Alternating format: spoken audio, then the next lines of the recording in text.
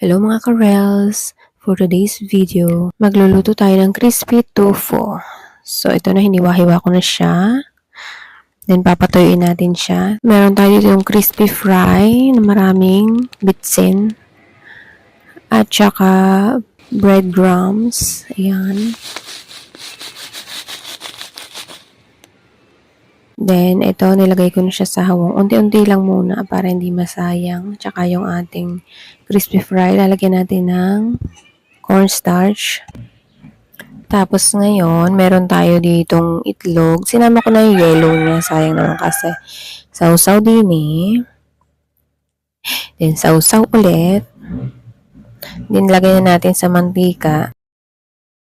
Na hindi pa pala mainit. Hehe. Ulitin lang ang proseso.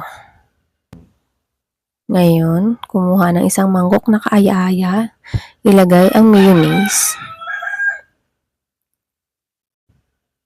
Dagdagan pa ulit, pigain. Paminta.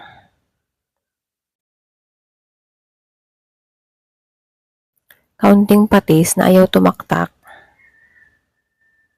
May asin din niya na konti lang. Kaunting kalamansi meron din. Bawang na dinurog.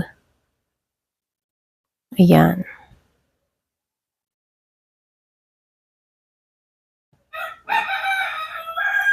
Tapos haluin lang ng haluin hanggang sa mahilo.